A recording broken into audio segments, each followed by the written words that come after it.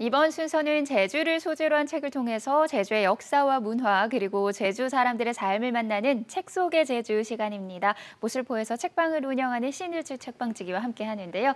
2022년 이민년 새해가 밝았습니다. 앞서 잠시 소개해드렸지만 새해를 환하게 밝혀줄 1월의 주제에 대해서 다시 한번 소개해 주시죠. 네, 2022년 올해의 한 해가 아주 힘차게 밝았는데요. 호랑이처럼 용맹스럽고 또 강인한 한 해가 되길 바라는 마음에서 올해의 책들을 선정해 보려고 합니다. 또 한 해가 시작되면 다들 새로운 마음가짐으로 올 한 해를 잘 살아봐야지 하고 다짐도 하시고 또 목표를 세우시기도 하는데요. 그럴 때 보면 좋을 책으로 새해를 시작하는 마음가짐과 실천이라는 주제로 1월 한 달을 꽉 채워보려고 합니다. 네. 힘찬 새해를 시작하면서 무언가 목표를 세울 때 도움이 되는 책, 그리고 실천에 관한 책으로 이런 책들을 선정해 보려고 합니다. 네, 새해를 시작하는 마음가짐과 실천에 관한 책, 1월과 정말 잘 어울리는 주제인데요. 첫 번째 책으로 어떤 책을 가지고 오셨나요? 네, 새해 목표, 인생 목표를 세우려면 먼저 자기 자신을 돌아봐야겠죠. 오늘은 마음가짐에 대한 책들을 들고 나왔는데요. 다산 정약용이 평생 공부를 비우고 다시 시작하려고 할 때 바로 소학을 시작했다고 합니다. 소학의 이야기를 잘 담고 있는 책으로 소제목으로 기본으로 돌아간다는 것이라고 쓰여 있는 다산의 마지막 습관이라는 책을 가지고 왔습니다. 네, 항상 새해를 시작할 때는 건강도 챙기고 싶고 또 그 외에 하고 싶은 것들도 많아서 계획만 거창하게 세울 때가 많은데요. 기본으로 돌아간다라는 말이 굉장히 마음에 와닿습니다. 차근차근 이 책에 대해서 알아봅니다. 먼저 저자는 어떤 분인가요? 네, 이 책을 쓴 저자는 조윤재 작가로 고전 연구가이기도 한 인물인데요. 경희대학교 신문방송학과를 졸업하고 기업에서 일을 하다가 출판계에서 책을 만드는 일을 했다고 합니다. 책을 아주 좋아한다고 밝혔는데요. 그 가운데에서도 논어, 맹자, 사기 등 동양 고전 100여 종을 원전으로 읽으면서 글의 뜻을 깨닫게 되는 경험을 하게 되었다고 합니다. 지은 책으로는 다산의 마지막 습관, 다산의 마지막 공부, 천년의 내공, 말공부를 비롯해서 적을 만들지 않는 고전 공부의 힘, 내가 고전을 공부하는 이유, 인문으로 통찰하고 감성으로 통합하라 등이 있습니다. 네, 오늘의 책 다산의 마지막 습관은 고전 연구가인 조윤재 작가가 소학을 바탕으로 삼아서 고전의 깊은 맛을 소개하고 있는 책이죠. 네, 맞습니다. 소학은 이 공자의 가르침을 기본으로 삼는 유학 입문자들의 교재로 쓰이는 책이기도 한데요. 일상을 살아가는 방법과 사람을 대하는 태도에 대한 책이라고 볼 수 있습니다. 과거 조선에서도 서당에서 그 명심보감 다음으로 소학을 가르치기도 했는데요. 논어, 맹자, 회남자, 사기, 춘추좌전 등을 인용한 문장이 있기도 해서 난이도가 꽤 어렵다고 합니다. 사서삼경에 들어가기 전에 입문 단계를 마무리 지으면서 이 기초와 심화를 잇는 단계의 책이라고 보면 될 것 같은데요. 이 다산의 마지막 습관에는 소학의 문장들을 다루고 있습니다. 책은 크게 6부로 나뉘어지고 있는데요. 1부에서는 위학 일익, 배움이란 매일 채워도 끝이 없다. 2부 자승자강, 예의란 타인이 아닌 스스로를 이겨내는 자세다. 3부 독립불개, 흔들리지 않는 마음은 단단한 몸가짐에서 나온다. 4부 이대사소, 강자는 머리를 숙여 자신의 정수리를 보여준다. 5부 붕정만리, 감히 짐작할 수 없는 말의 내공을 갖춘다. 마지막으로 6부에서는 일일청한, 하루만이라도 다산처럼 살아본다는 것, 이렇게 구성이 되어 있습니다. 소학을 다루는 책인 만큼 배움, 인간관계, 인생의 큰 방향 설정, 그리고 삶의 태도 등에 대해서 이야기하는 책이라고 볼 수 있겠습니다.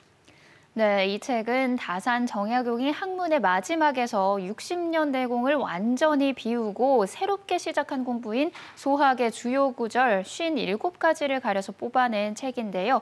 정약용은 왜 말년에 소학을 꺼내들었을까요? 네, 그 이야기를 하기 전에 이 다산 정약용의 삶에 대해서 짧게 짚어보면 좋을 것 같긴 한데요. 목민심서 등으로 지금까지 우리에게 아주 깊은 가르침을 주고 있는 다산 정약용은 조선 정조 때의 문신이자 실학자로 널리 알려진 인물이기도 하죠. 저술가, 시인, 철학, 과학, 공학자 등등 이루 말할 수 없는 업적을 가지고 있기도 한데요. 어렸을 적부터 아주 탁월한 문장 실력으로 천재 소리를 들으면서 정조의 사랑을 한 몸에 받았다고 전해지고 있습니다.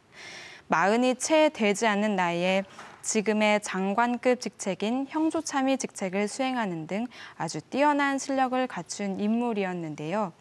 하지만 청년기에 접했던 서학으로 인해서 장기간 유배 생활을 했습니다.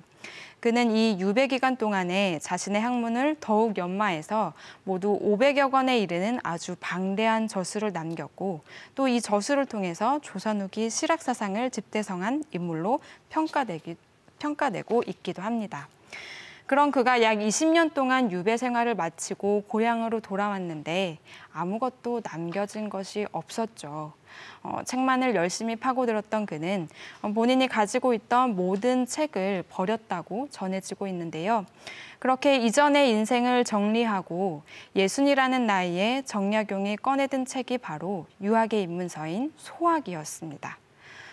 왜 이 책을 꺼냈느냐 하면 다산이 두려워한 것이 바로 정체된 채로 늙는 것이었다고 하는데요.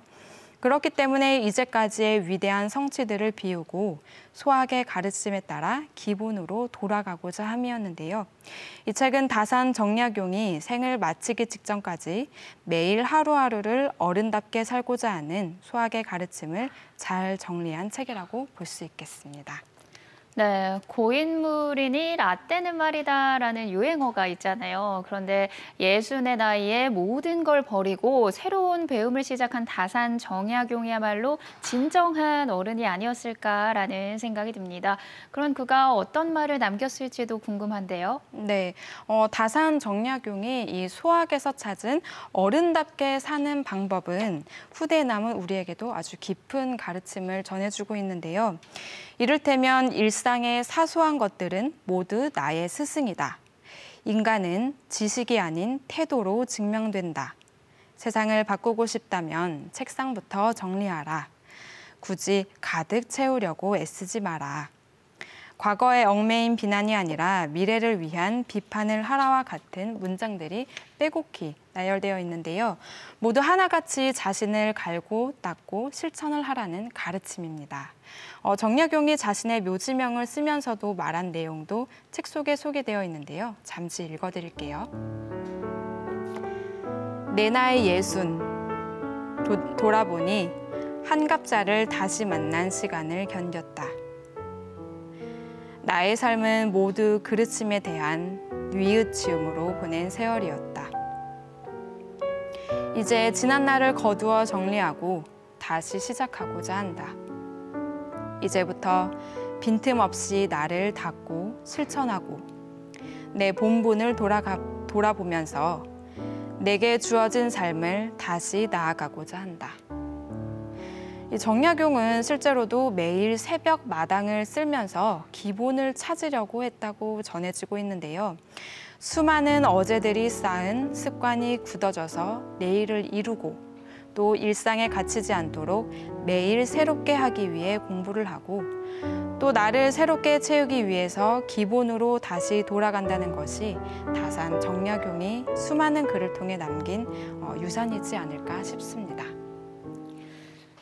네, 이 책을 통해서 기본으로 돌아간다는 것, 그리고 살아가면서 잊어버렸던 어른다움에 대해서 다시 생각해 볼 수 있을 것 같습니다.